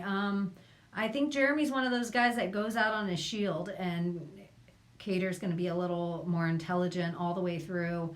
I think if Jeremy feels like he's getting picked apart, especially toward the end of the second round, it's going to be too emotional for him. I could totally move this up. I don't see this going well for Jeremy at all. I see the finish definitely. So you're putting Kattar heavy on DraftKings cards then, potentially? I don't have I have some finishes, but not a lot of confident finishes. So if he gets the kind of points that Carla Esparza, I see her getting, if they're in the like same boat as that, if I'm gonna go with Calvin a little. It's gonna be. I don't think I'm gonna go so heavy. I think I might enjoy these fights more than I bet them. Interesting. Yeah, it's weird. I think I'm gonna go ham. I added some money on DraftKings and was like, oh, I can get in some of these big cards. Let's go, $1 million. Let's go. So, definitely one of the fights that initially, looking at Cater Stevens, ultra hyped, but there's so many other interesting fights. I see this kind of cruising. I don't know. It's on autopilot. It's sat back. There's been so many weeks I've been getting ready for it. So it's stayed around as much as Price has, hasn't it? They've rebooked this like 8 times. They were like, let's go. Let's keep doing this. So all alliance. The other tangible is that long weight cut. Like, some of them have been in the longest fight camps. Like, Ngannou's been in, like, a 30-week fight camp. Absolutely crazy. True. So, speaking... I forgot Ngannou was on that until I just then... Speaking of one of the most anticipated fights of the night at 265 pounds, we have Francis Ngannou coming in against Jairzinho Rozenstruik. We have Biggie Boy coming in with a perfect 10-0 record, last beating Alistair Overeem at the last second of the fight. Being a Dutch kickboxer, I was picking Rozenstruik in that fight, being like, it's just Alistair's chin that I can't trust anymore. And it wasn't his chin. It was his lip. Yeah, no one could have. No one. And it was like really the last second. And he stayed conscious, did Overeem. He didn't go out. His face literally just fell off. He didn't fall on the ground, but he seemed out of it. Oh, yeah. Well, no, he fell on the ground. He fell on his butt, but he half stood up, and it would have been a lot worse. He was like, what? This lip? Who needs that? Healed amazingly well. If you see it. Yeah. So, either way, Rozenstruik, coming off of a fight where he went 5 rounds for the first time in the UFC against a legend, held his own striking, was a little not as exciting as people would have thought until the last few seconds. I thought I was going to lose that bet up until that last punch. Overeem was going into cruise control, keeping it at distance, out-countering the counter-striker. Rozenstruik has a lot of finishes that are incredibly fast, a lot like Ngannou, but he does it more as a counter-striker. If you really see his finishes, guys are coming into him. He's hitting him with a jab and hurting him, and even on the regional scenes, Rozenstruik's jab and anticipation is next level. He even caught Overeem with that jab. He's a Dutch kickboxer that learns some takedown defense. In this fight, we're not going to have to worry about takedown defense. Has Francis ever shot a takedown? No. Exactly. So it's going to be a striking bout, just as we saw it before. The 14-3 fighter has only fought 3 times, twice in the UFC, once to Stipe, once to Derek Lewis in one of the worst fights of all time. Last coming back on a 3-fight winning streak against Blades in China. Cain Velasquez's knee was torn apart. Last defeating Santos with those uppercuts, or hooks, I mean. But it's been under a minute for like all 3 of those fights as well. So as you're saying, this fight camp that he's been doing, he just doesn't show it. Like, the only long fights he goes in, he loses. Lewis, Miocic. Yeah, but I mean, whether or not he should have really lost, everybody lost. We lost the Lewis fight. The fact that they gave it to Derek Lewis was like, okay, I guess. I mean, it really was a coin flip of badness. Right. And then the Stipe fight, Stipe did not want to stand with him at all. Oh, he took tried. a few punches from him and then just took him down and toyed with him the whole time. Yeah, I don't think Francis even worries about going on the ground. That's not anything but I do think he's into the ground and pound. Definitely. And he's even thrown a couple Kimuras out there as well. So here, I feel like this is stylistically an advantageous spot for Rozenstruik. He's a counter striker, and don't you think Ngannou kind of is too? No, I think he pushes forward. I feel like he caught Overeem coming in. I think he came in with a stepping uppercut, and that's. But I thought Overeem was kind of coming in. I don't know. It was an I uppercut. don't know. I always think he catches people, like, he waits until somebody strikes and then he attack. Like, then he goes off. Like, he doesn't seem like an aggressive guy. That's why Derek Lewis was so slow, because they both sat back and waited for the other to... Well, it was also... I thought it was the counter Francis said thing. Francis said that he was just not in his head game after Miocic and got his fight camp together in this last winning streak. So he's been getting away from the movies and stuff and, really focusing on being a fighter. I just felt like this fight, to me, kind of screams like there's a very high probability that it ends up like Derek Lewis, because I thought they were both kind of counter strikers. That's what I'm getting more of. I don't see it being an impossibility at all whatsoever. I could see it definitely turning into sit back. If not, give me your Jorginho Rosenstruck TKO round number 2. Walk it into that right hand. Let's go. Wow. Whoa, really? I'm surprised. Knockout in round 2. I'm going Francis Ngannou all day. I think he's better everywhere. And it's totally not just the MMA math with the Alistair Overeem, because if I were going to do that, I'd be like, yep, Francis beat Alistair and Alistair beat Rosenstruck. Because Alistair, like, pillar to post again, that's my phrase of it. He beat Rosenstruck all over that ring the entire fight. I felt like he won everywhere. So Francis Ngannou, Stipe was definitely his worst performance. I do think his head game's different. I do think he's had more time to prepare.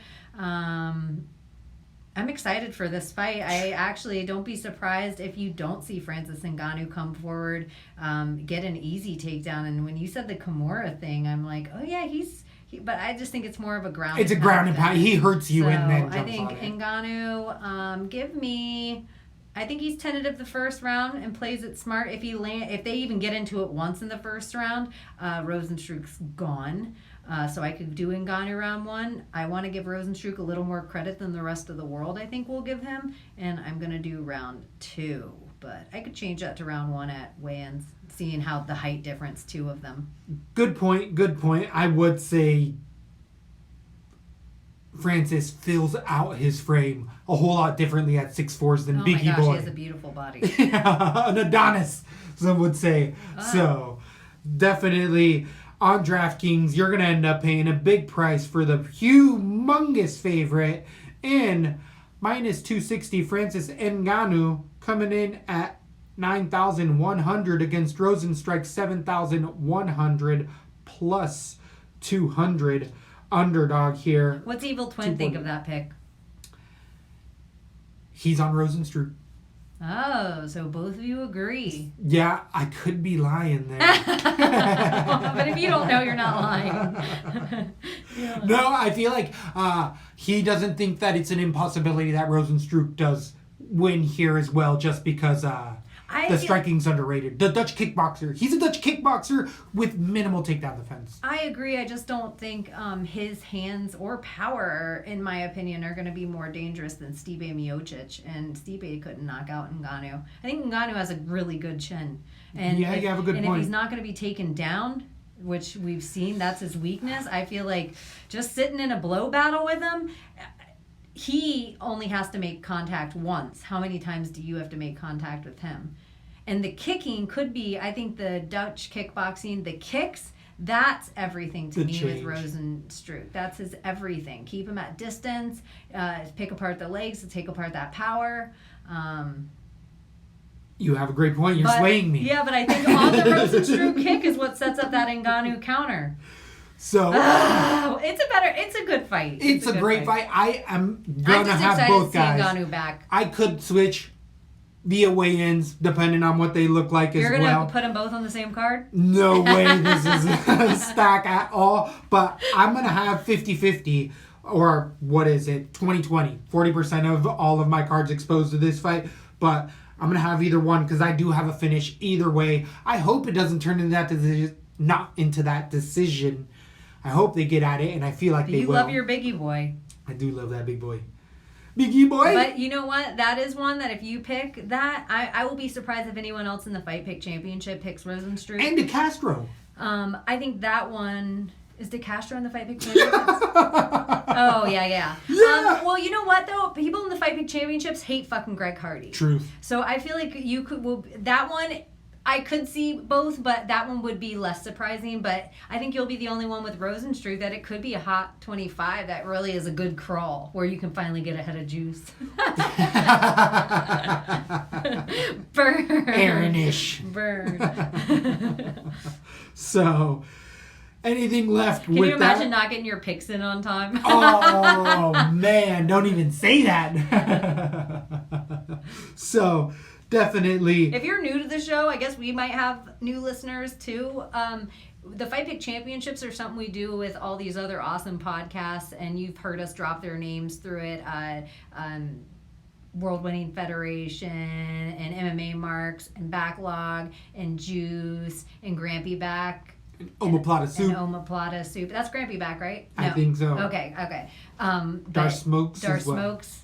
Maybe that's Grampy. I don't know. I'm horrible. But anyways, we do it with all these other awesome podcasters, and so we've been doing it for like almost a year, and yeah, it's a huge contest. Season's almost over. We're about to get the belt up in the Lap B It's house. about to be hanging. It's about to be hanging in here. So that's what we keep saying, Fight Pick Championship, Fight Pick Championship, Fight Pick. And if you go and check out any of these other podcasts, you'll hear them try to talk shit about it too. But I can't hear them. They're so far down there. I'm on like a fire escape. I have one level to the top. I have one level. I'm just looking up. I'm not even looking down. A one-eyed demon to get through. So. That sounds... So, moving on to the co-main event for the title at 135 pounds. Oh yeah, but if you're just more than this, real quick, I want to have you do a shout out. Can people game with you if they Xbox? Yeah, you can they always fight hit you, me or up. I don't I'm know how it always down. works. I'm on UFC 3. I've been honing my skills in there a little bit at Zoltanite. Shocker. On the Xbox right now, we know it's not cross-platform. Yeah, but it's not cross, but it's the exact same as my Twitter at Zoltanite, all spelled the same. yeah, we say all everywhere you that can find already. it. But So- I didn't. Yeah, we say all that, but I did not ever drop your Gamer yeah, tag. and I think you should totally fight against our fans. You should totally fight that. So at me, definitely. Yeah. Don't you at me! No, you better at me. So we could definitely get some sticks getting down in there. Then we move on to the co-main event for the actual belt, not an interim. They're going for it. We got long time reigning Henry Cejudo, the Triple C, the People's Champ, coming in against Dominic Cruz, the longest running veteran at 135 pounds, being off a 4-year layoff from that last loss to Cody Garbrandt in there. Dominic Cruz coming in with the footwork, showing some good visuals in the background. Oh, you don't have to try to... Oh, you okay, can I just do was your like- thing. Don't worry about it. But Dominic Cruz here. That's why they say you should either do a YouTube channel or a podcast and not try to do both. So- Yeah, you don't have to worry about it. I don't know why it's not playing. But. Dominic Cruz coming in with footwork that revolutionized, just got people to think outside of the box, especially at these lower weight classes, and really just showing that. For our audio listeners, I should say that we are effing with our technical side of the show a little bit. So all of a sudden it was startling in Emmanuel's eyesight that he had all this like video in the corner of his eyesight of Dominic Cruz, but it wasn't Dominic yet. It was just like silhouette on us. Movement. Anyway, sorry. So Dominic likes to keep it striking, will even shoot takedowns in there, likes that knee outside pick. Against Cody Garbrandt, somebody who was tailor-made to fight against him, he got outclassed all 4 rounds, got dropped 4 times in there by Cody Garbrandt, just got out decision, and has since talked his way into a fight. Of course, Henry Cejudo is going to be willing to take one of the easier fights in the division at this point, because the other guys are Peter Yan, Aljo, Moraes again. Who else is in there? Sandhagen. There's a couple There's other some scary beasts. guys coming up. Yeah, so you give me all those and then say Dominic Cruz, and I'm like, I'll try. Someone can try to decision me. Okay. I'm in for that. No knockout power. No Marlon Moraes kick on the leg. Okay. So, Dominic Cruz, definitely in the tenure of his career at 35, regardless of what he says, lack of ring rust or not, his joints have always had issues. Plantar fasciitis, ultra surgeries on both shoulders, both feet multiple times over. Henry Cejudo being a gold medalist, if you haven't heard, also having heavy surgeries in there, coming off of his first shoulder surgery in this layoff. So he relinquished the 25-pound belt, but is still going to be trying to maintain heavy fights here at 33 years old. The Messenger has really changed his entire game plan in these last few fights. Against Moraes, we really saw someone dig deep and show why he can compete at the highest levels. Hasn't shown much of his wrestling. More used it in reverse. He has a great clinch, striking on the outside. Sometimes he just kind of ducks into his opponents a little bit more than anything, where Henry Cejudo headbutts the living fuck out of every single one of his opponents. And against Dominic Cruz, I don't necessarily think Dominic's going to be there to be headbutted, so it can turn into a really close fight. I'm really surprised, as big as the spread as this is. If anything, I feel like the wrestler out of both of these guys is going to be Dominic Cruz. He just goes to it in his fights a lot more. Henry Cejudo stands and bangs with everyone. Really likes that knee against Dominic Cruz, both of his fights. He went and died in the clinch. So I don't think we're going to get a change. We're not going to see that Olympic level. But what we do see is that mentality where even if he rolls his ankle and turned his knee a week before, he'll show up and perform. He's just got that in his blood. So this is going to be such a fun fight that we're going to be able to watch for years on end. But I do think it's going to go all 5 rounds. I do think that people are overhyping the finish. I don't feel like Cruz is going to give up like a Moraes, as we were talking about with other guys. We saw Moraes give up in that fight. We saw him throw the kitchen sink at Cejudo, and then all of a sudden, Cejudo actually got some takedowns and ground and pounded him out. But do you think he was playing possum the first round? Or no, I think he was hurt. I think he was legitimately hurt. He just dug deep. Back together, listened to his corner, came back out, game plan. Yep. But here, Dominic Cruz doesn't quit either. Being knocked down 4 times, there's a lot of guys that are like, all right, just finish me. Dominic Cruz stood up and kept swinging in there. So the game of wills is at hand, and that's why this is such a battle of attrition and just something that we really are going to be able to watch later on. With that, I'm going to go with the favorite here. I don't like that inside the distance prop. If everything go plus on the prop bets, I'm going to go over 2.5. And on DraftKings, I don't see myself being able to justify any type of Cejudo play here for 8,800 against Dominic Cruz at 7,400. I think it's Cruz or stay away as far as DraftKings. Really? You don't think Cejudo, he takes down everybody? I think he's only taken down Moraes. I don't think He took down DJ, didn't he? I don't think he ever did. I thought he took him down over and over again. That's how he won their second fight. Okay, I could be wrong on that. I could be wrong. Right? I thought that was the deciding factor was takedown. Then you're right. There might have been 1 or 2 at the end of rounds. But would you have had Dom beat DJ too? No, I would have had DJ win. I know. And Dom did beat DJ actually. One of the few people do ever do that. Yep. Yeah. He was one of the first. Him and Tim Elliott. And that's a very specific. Not Tim Elliott, just kidding, everyone. Don't send me. But send it to @Zol tonight on Twitter. Definitely. I love that you made that point because Dominic Cruz with DJ, Henry Cejudo went at DJ and didn't play the outside game, but Cejudo has to be a much different fighter when you don't stand in front of him. When you don't go bang head to head, where that headbutt comes in, that headbutt's not going to be in play here. So I don't think you're going to see that at all. That's why I'm going decision. Squeaks it out. I think he ekes it out just because Cruz he's hanging on by ligaments, by artificial ligaments right now. But again, I like him as a DraftKings play at 7,400. Out of both fighters, that's who I'm playing on my DraftKings is Cruz. Gosh, if it goes 5 rounds, it's a brilliant pick because, I mean, he's going to get it's Dominic Cruz. He's going to get a piece of him sometime. Tons of volume for Dominic Cruz. He does come forward. Gosh, I love his well-roundedness. Even if he does get hurt in there, we know he's going to get hurt. We know he's going to break his hand. He's still going to gut it out. It's Dom. He's super competitive. He's so intelligent. How have they been breaking down this camp for Henry? Henry is fighting up at 135. No, this is new weight class. He relinquished the belt at 25. Yeah, but it's just like still up at that higher weight where Dom is. I mean, it's not hard to be the taller guy against Henry Cejudo. I just think the momentum's with Henry Cejudo right now. I think the age is with Henry Cejudo. I think the game has changed. And no offense to Dom, I'm going to remind me after this fight, before we get into the main, I have a big prediction that I have to say before. It's not about this. It's about a future fight that's going to be made, I think. Okay. But this is what made me think about it. I just think he's been off too long in watching from the side.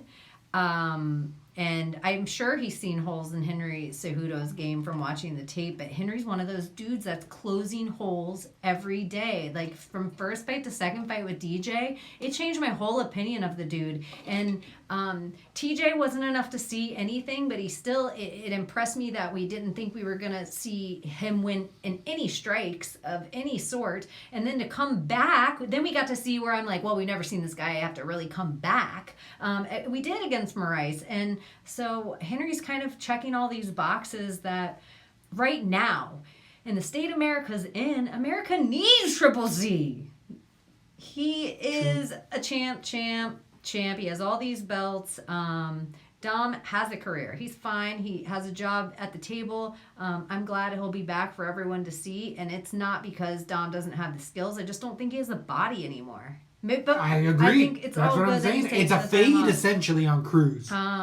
I think Cejudo can do it with ground and pound eventually. I do think he's going to figure out how to take him down. I think a lot of the other guys that we see that go in for takedowns and get stuffed and eventually stop, Henry is like Khabib in that way where he's not going to stop with the takedowns. He's not eventually going to realize, oh, I better back off and only stay striking. No, he's going to figure out another route, and he's going to figure out another route, and he's going to figure out another route. So I think the takedowns are going to be what does it. We have never seen that quit in Dom. I do think he's an intelligent fighter. I like it. I like what you're saying. I think it's going to be a Cejudo decision. I love that. Now talking myself through it and listening after you said everything. At first I thought it was so crazy. But no, at this weight level, I think Dom's smart enough that even if he gets bloodied, I think it could be really close too. I think it could be 2-2 going into the fifth. That's why I don't like the line here. Henry Cejudo is a minus 210 favorite. No, I and hated this is it. way closer. I think MMA marks too. They both might have Cruz in this. Oh, interesting. Maybe. I wish I remembered that conversation. It was so COVID. We were so right. It was like, what's going on? When are we going to get out of this thing? But I do think Dominic Cruz is more dangerous here than even I gave him credit for. But I'm going to go no Lions. I think no Lions as well is probably the best one there. Super fun fight. Again, insane. How much do you think you're going to be playing on DraftKings for either one? I'm going to be playing only Cruz on there. Probably 20% of my cards. No Cejudo in that decision. Because I think it's I could see the first volume. round Dom getting it. Second round Cejudo getting it. Third round being hella close where Dom has more strikes. Cejudo gets a takedown at the end of the round. Fourth round maybe more of the same. Or they're like, look it, he knocked him down. Like one. I think this is going to be a weird fight. Weirder than just because Dom's a non-quitter. Ultra close. Exactly. Yeah. But neither of them are. So, ultra close fight in here. So, percentages again? I'm going to play maybe. If I play, I'm going to play them both maybe. Not on a stacked card. Maybe a stacked card. Actually, I was going to say out of both of these 5-round fights that we're going to get, if I were to stack a fight, it would be this one and not the next one for obvious reasons. But you were going to say, remind you of something. Oh, okay. So, BMF title. You've heard that Jorge doesn't really want the Usman fight. And everybody's like, so what's it going to be? Conor. On the things. I think it's going to be GSP. Oh, wow. And the Dom thing is what made me think of it. GSP needs something enticing. Like, he needs something enticing. That's too dangerous of a fight for GSP to fight. I don't know if it is. It's like smaller. GSP fought up at 185. Correct. Jorge's not a natural 170er. He definitely looks better, like his body way more filled in than like Jorge 155 or Jorge. He's a totally different dude in his build. But I think it's an interesting fight for George. He's smart. He's a smart guy. He's patient. I am still like knocking out Askren in a second, a guy that, you know, arguably never won in the UFC, and, you know, whatever people can. And then what was his other, the Nate fight, George. Or, yeah, so then Nate. So I thought it was McGregor everyone's been asking for Masvidal for the BMF. I like McGregor, but I think that GSP entices, because you don't want McGregor slaughtered by Jorge. It's nerve-wracking. You want to save McGregor for... That's why I think they're getting Gaethje out of the way. They're letting Tony deal with Gaethje, because everyone was calling for McGregor Gaethje. Correct. So they're letting both these guys take care of each other, and then they're like, please let one of them, whoever finishes, is so hurt that, because Khabib just said, I'll be ready to fight in July. So now both these guys, who's going to be ready to fight in July? After this war that we're going to... So it's like, it just sets it up for, I guess there's one guy who can do it, you know? So I don't know. That's my prediction, is GSP. I haven't heard anybody else say it. And I'm like, what? They call GSP out for everything. They're like, we hear JJ's taking a fight. Maybe GSP. He wants another belt. The intergender champ. But he's also the person that makes me eat my words when I say these long layoffs. Because I think for these older, almost like the older you are, the longer the layoff should be.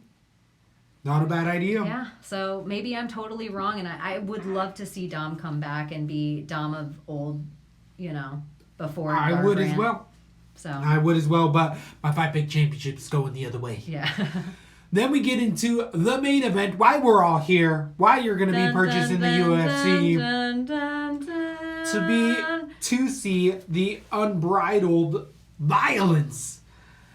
Wishing it was going to be Khabib versus Tony.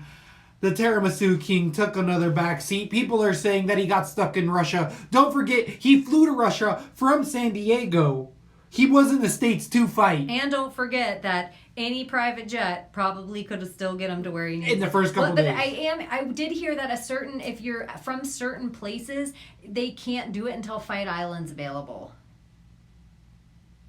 Well, you better get working on that damn Fight Island. Because of the COVID shit, that it has to be out of the nation's borders so that everyone can go, because everybody has closed borders right now. Right. So, yeah, that's what I was thinking. Maybe that's why the Khabib thing couldn't happen, and Tony's like, I'm ready to fight. I made weight for no reason. But Khabib ended up leaving when he had a fight on the books, but people are saying he was already in Russia, and it's like, no, he was not. He was about to fight a month and was like, I'm going to just go see how my wife is. And, I'm sorry. There was a lot of tiramisu and the airport's closed randomly. Are you saying Khabib and Alpha had something to do with COVID-19? Absolutely look into it. COVID 1984. So, here, the pandemic has definitely been underway for a while. But the thing... Ali Abdelaziz!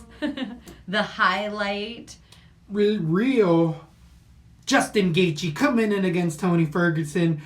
Justin Gaethje on a 3-fight winning streak, only losing 2 in the UFC to Eddie Alvarez and Dustin Poirier. Last finishing James Vick, Edson Barbosa, and Donald Cerrone with uppercuts in there 7 months ago.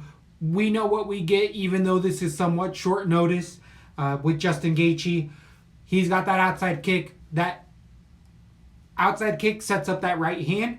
He really likes to feint in that left. He's got that Trevor Whitman, Rose Namajunas camp with him as well. A really specialized, good game plan. He's really changed his game plan from brawling a lot, where he headbutts a lot as well, as does Cejudo. Justin Gaethje does lean with his head, but he also eats a lot of shots on purpose with that forehead in order to kind of muffle those punches. But definitely comes in with tons of pressure, has just unreal output, and it's only matched by other high-level individuals.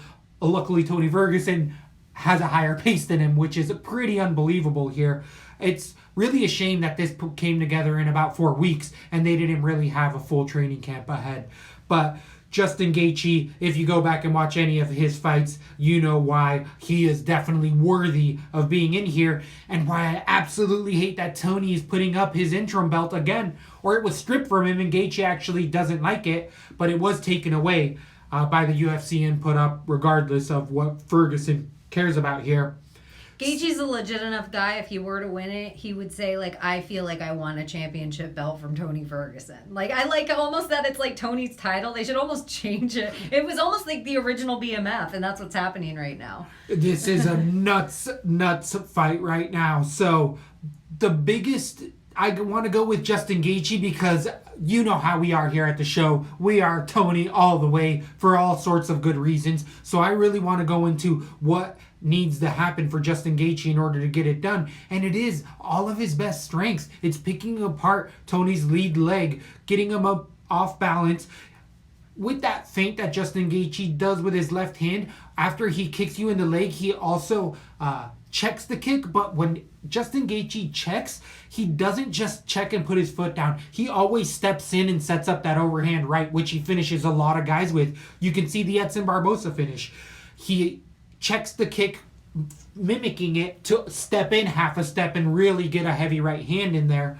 So Justin Gaethje has that also one-hitter quitter type of power that Tony Ferguson has been caught by. Venata, Barbosa, all of his fights, even though he's winning. Anthony Pettis had him on the run for a split second. Danger rolling, all sorts of crazy in there. Cerrone didn't really have as much success 10 months ago, but Ferguson is definitely somebody who you're going to have to worry about the long pace. Look at the RDA fight, the 5-rounder in Elevation in Mexico. Tony Ferguson does this for fun. He can spin and dance nonstop. His rhythm is completely different. He really has a gorgeous jab that he switches in between both left and right. And that front teep that was just seen, I think it was the other guy. But either way, Tony Ferguson has really thrown a lot of teeps into his game plan in his last 4 fights. You can see it on all of his opponents. Donald Cerrone, who has a weak body. Anthony Pettis. Ferguson is just throwing not only switching jumping step teeps, he's also just throwing long ones in there. And for Justin Gaethje, he can try to time that and land that overhand, and if it lands, it's got a ton of power. But if it doesn't, what happens is that Justin Gaethje might eat that, fold over, and then we got snap jitsu all of a sudden. One of Tony Ferguson's favorite positions, which is that front headlock, moving into Darce's, moving into all of the 10th planet, Darce system. Off of his back, Tony Ferguson, when he ducks and rolls and guys cover on him, he doesn't worry about not rolling and being on the bottom because he loves to put his feet on the hips, push out of here. Justin Gaethje doesn't go to the ground. He wants to keep it striking, so if it goes to the ground, we've just seen so much higher level. I even forgot that Tony Ferguson has a spinning omoplata reversal half finish in there early in his career. He's just ultra crafty, especially now that he's been at 10th Planet using that crackhead control with those elbows to round out Nasty off elbows. of his back. So I think this stays striking, and I really, really am scared the longer it stays striking because it's really the only shot Justin Gaethje has. Gaethje said, even though he was a D1 wrestler, he doesn't wrestle in MMA because he knows he can't wrestle for 6 minutes because it's so hard. So it has to be Ferguson initiating any of that type of that grappling. But again, I think it's that snap jitsu and or his Imanari rolls. Ferguson has multiple times rolled for that Imanari roll and will just use it to transition into scrambles. Either way, this is such a scary fight for Tony Ferguson. I don't like it, but I'm going to be at the edge of my seat. I'm going to hope and I'm going to be able to Justin stay Gaethje awake. has great stuffs. He stuffs great for Takedowns, yes. But Tony Ferguson doesn't. That's not his Unorthodox he doesn't come in entries. like that. Yeah. And I just have a bunch of questions. How many times are they going to clash knees? How many times... it's weird because even though Justin is so great with those kicks, Tony's so great at staying just at range or rolling with things. He makes people pay for every single shot he eats. Gosh, MMA math here says Tony should handle this easily. MMA math. Right. Justin Gaethje is a very frightening guy because he is not... All the reasons we like Tony. That's why Justin Gaethje is so dangerous. It's like a guy that really goes in there and will leave everything inside the octagon. Go out on a shield. Yeah, you usually see Tony walking everyone down. Can you imagine Justin Gaethje taking a step backward? No. Ever? Have we ever even seen it? Nope. Even when he's totally hurt and like a zombie, he still comes forward and just eats punches. So I do think this is going to have to be a crafty fight for Ferguson. That being said, I only think it's going to have to be a crafty 8 minutes for Ferguson. And then we watch Tony put on a clinic. And it's a 5-round fight that Tony's been prepared for since he was born. Justin Gaethje found out about it like 4 weeks ago. Yeah. And he already has piss poor cardio. He puts everything. The reason he knocks people's lights out and kicks their legs off is because he puts everything in those kicks and punches. And a guy that rolls with it and stays out just at a distance and makes a guy miss one too many times with a guy that does have sketchy cardio, in my opinion. But because he leaves it in there, I mean, how can a guy keep doing that? But Tony finds a way that he does do it. He takes a break on his back, where then he's hella dangerous. Like a guy will, take him down and he'll take a break and he's getting all the damage from the bottom.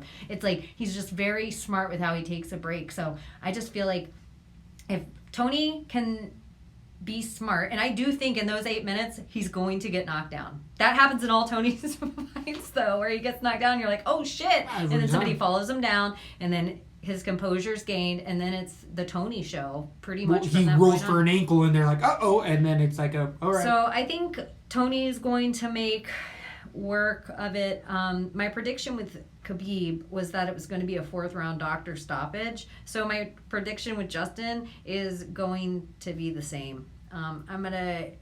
I could see it happening in the 3rd, but I think Tony will just pick them apart, where we might even be saying in the 3rd, like, they should throw in the towel. Like, this is uncomfortable for me to watch because Justin Gaethje just walks forward, keeps his head on a straight line, and then now Tony's just playing with the wood doll, playing with the it's like that shit could get crazy. And Justin, because of his heart and his steadfastness, could be the bloodiest opponent we've ever seen yet. And so I'm actually going to go 3rd round, dog. I'm going to go 4th round. I'm going to stay at doctor stoppage in the 4th. I think it's going to be so bloody, but I think Tony's going to be clean. I have a submission in round number 4, Tony Ferguson. I can see that too. But I could move it up to 3. I could move mine around as well. Gotta see weigh-ins. Tony did just weigh in 21 days ago, made weight. What a lot of people are saying is, they're worried about it, but the worry that people have on Tony Ferguson making that weight about a month ago, 20-something days ago, is that he's so disciplined that, he sucked himself out the last 10 pounds to make the actual 55, but don't think that he ballooned back up to 190. He probably stayed around 175 and ate regularly, and now is just sucking out again. So I just couldn't see him being one of those guys that would be like, all right, I'm going to put 40 pounds on after that. Who's the better wrestler? Tony Ferguson, the guy we've seen wrestle more by far. So we give Justin more power in leg kicks. Correct. Do you give him better hands? With the leg kicks, maybe? Tony Ferguson actually kicks shin to shin. Soccer, when you actually hit shins on accident. Tony Ferguson is one of the only fighters I've ever seen actively He'll just turn his leg. Well, no, he'll just kick shin to shin, where usually if you do an outside kick, it's your inside shin to their calf. Yeah. So this is like, it hurts both guys. Like, you don't do it because you're like, this hurts both of us. And we have seen Justin Gaethje, after enough leg kicks in a fight, not be able to move. From throwing leg kicks. But we also know Tony literally... he bangs metal on his leg. Exactly. Justin Gaethje's, I think, his number one issue that we got to worry about is that overhand right. It's his stopper. It's uppercuts and overhand rights. That's what Justin Gaethje does. The leg kicks and the feints all set up that punch. where Tony Ferguson has, again, a toolbox of finishes. Yeah. Justin Gaethje has that right, but it's a hell of a right hand. Yeah. Like, The weird thing with Tony is Justin can't. I think it's Tony's a hard guy to set up. You have to catch him. And Sure. that's what Justin doesn't do. He sets people up, like you're saying, with Sure. the leg kicks for the overhand right. Tony's going to be having the second look now, and now the 14th look, and now the 32nd. Like, he's so special. Yeah, he has definitely My a little different cuckoo. rhythm. So, pay-per-view in the books. Fight Pick Championship's gonna be going down. We're gonna be. I mean, can't be a stream dream. This has got to be a full-on. This is a pay-per-view. Absolutely, bot pay-per-view is what I'm thinking. This is a pay-per-view. And we almost have the technology ready. I don't think we can play it on the TV. That would be so great on YouTube. But I think we could almost have the technology where we could go live and stream it. And we watch it and they watch us watch it. People do that.